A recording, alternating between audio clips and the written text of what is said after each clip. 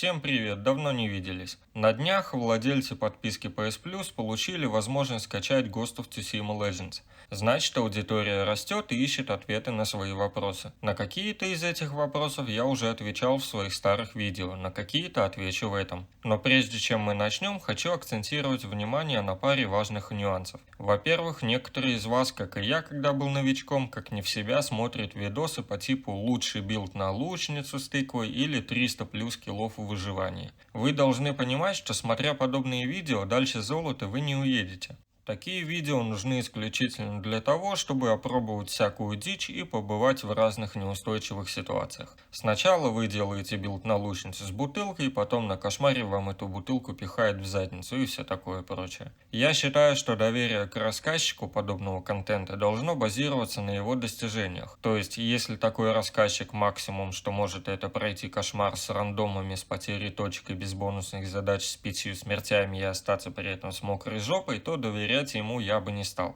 Я же в свою очередь играю в эту игру почти с начала ее выхода, знаю, как бы это высоко не прозвучало, вообще все, регулярно сижу в топ-100 списка лидеров по выживанию в режиме кошмар и за спиной 2 прохождения выживания в режиме кошмар в одиночку. Теперь, когда мы заложили базу доверия, можно плавно переходить к сути этого видео. Речь в нем пойдет о свойствах и некоторых терминах. Погнали!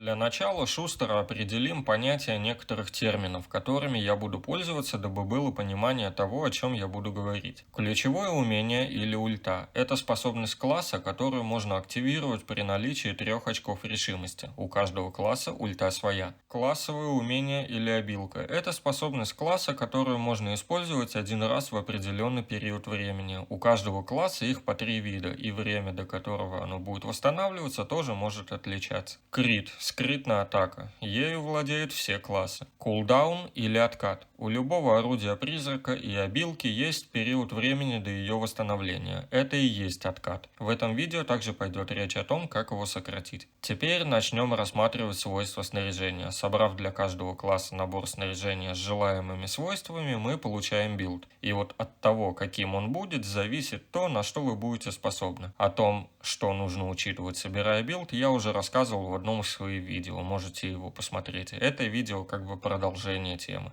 Итак, урон в ближнем бою. Это свойство повышает урон, наносимый исключительно мечом. Также важно знать, чем выше урон, тем больше решимости вы набираете. Урон в дальнем бою. Повышает урон от лука. Кунаи под это определение не подходит. Урон ошеломлением в ближнем бою. У каждого моба, помимо шкалы здоровья, есть шкала стойкости. Белая такая линия. Когда мы ее сносим на 0, моб ошеломляется, теряет равновесие и на какое-то время становится открыт для любой атаки и не может защищаться. Это свойство повышает урон, наносимый мечом, который проходит конкретно по этой шкале стойкости, не влияя на шкалу здоровья. Урон ошеломлением. Все то же самое, что и до этого, с той лишь разницей, что повышается урон не на мече, а вообще на всем. Урон по демонам. Демоны — это бруты, тенгу, они, сухбаторы и лучники. Данное свойство увеличивает урон, который мы можем нанести этим ребятам. Обратите внимание, что речь идет про любой урон, не только про меч, но также про ульту, бомбы и так далее. Урон от выстрела в голову. Голова – уязвимое место врага, по нему проходит больше всего урона. Данное свойство еще больше повышает урон, наносимый в это место. Урон от контратак. Контратака – это сильная атака, которую можно провести в то время, когда сработало идеальное парирование.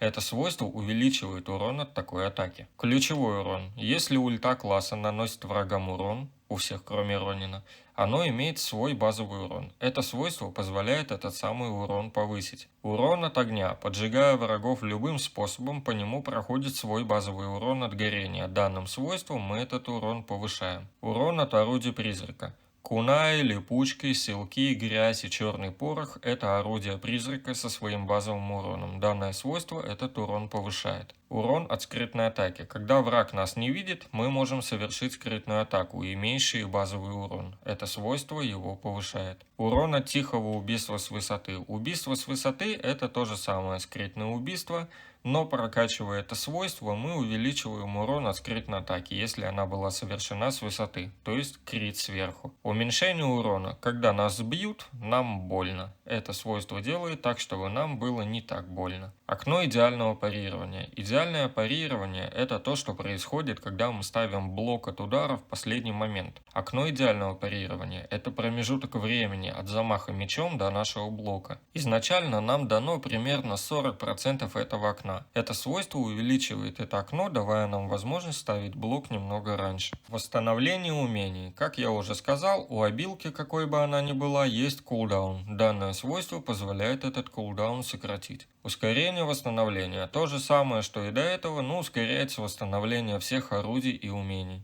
Восстановление после убийства. После каждого убийства данное свойство срезает время наших кулдаунов до 4 секунд ко всем умениям и орудиям. Прирост решимости в ближнем бою. Это свойство повышает количество решимости, которое вы набираете, нанося урон исключительно мечом. Прирост решимости в дальнем бою. Это свойство повышает количество решимости, которое вы набираете, нанося урон исключительно луком или бомбами. Прирост решимости. Все то же самое, но в ход идет любой урон. Прирост решимости при ранении. Нас калечат, а мы получаем очки решимости. Скорость натяжения. Когда вы зажимаете R2 для натяжения стрелы, проходит время до полного натяжения. Данное свойство сокращает это время. Скорость перезарядки. Когда вы выпустили стрелу, персонаж кладет на лук следующую стрелу. Это свойство сокращает время, до которого будет готова следующая стрела. Очень интересное свойство, так как является незаменимым атрибутом одной скилловой техники, про которую я рассказывал в видео про быструю стрельбу. Скорость движения снарядов. Тут, думаю, все понятно. Это свойство дает пинка под зад нашим стрелам, чтобы летели быстрее. Радиус взрыва.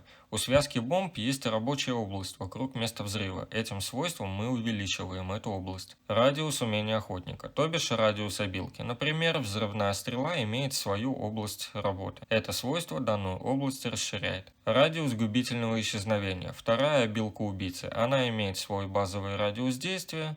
Данное свойство радиус расширяет. Радиус взрывного клинка. Взрывной клинок – это вторая обилка самурая. Этим свойством мы расширяем радиус действия взрывных ударов. Длительность исчезновения. Все обилки убийцы работают в первую очередь как инвиз, то есть исчезновение. Данным свойством мы продлеваем время до того, как исчезновение пройдет. Длительность негативных эффектов. В игре есть только два негативных эффекта. Это огонь и яд. Поджигая или отравляя врагов, есть время, пока эффект не исчезнет. Этим свойством мы растягиваем этот прекрасный момент. Урон от негативных эффектов. То же самое, что урон от огня, только теперь это относится и к яду. Важная ремарка. Сам по себе яд урона не наносит, он сбивает шкалу стойкости. Но у убийцы есть техника, позволяющая яду наносить урон, так что теперь в этом свойстве больше смысла. Скрытность. Есть промежуток времени между тем, как мы попали в поле зрения моба, и тем, когда он начнет на нас агриться. Этим свойством мы растягиваем момент нашего, скажем так, обнаружения. Исцеляющее подношение. В игре есть стойки или же подношения, беря которые мы пополняем наши боеприпасы, а также пополняем здоровье. Это свойство увеличивает количество здоровья, которое мы восстанавливаем, поднимая эти стойки. Цели зова духов. Зов духов – это первая обилка самурая, забирает здоровье у одного врага и отдает его нам. Данное свойство позволяет, отсосать у двоих сразу. Это все свойства на всех предметах. О талантах и техниках расскажу в следующий раз. Я понимаю, что для кого-то этой информации мало, или для кого-то она чересчур очевидна и банальна. Но я решил, что в связи с наплывом новых игроков будет неплохо начать с азов. Начало, скажем так. И постепенно проявлять суть вещей. Эта игра полна непоняток, до которых мы в свое время додумывались сами. Подпишись, если хочешь узнать больше об этой игре. А у меня на этом все. Не забывайте про лайки, колокольчики и до встречи.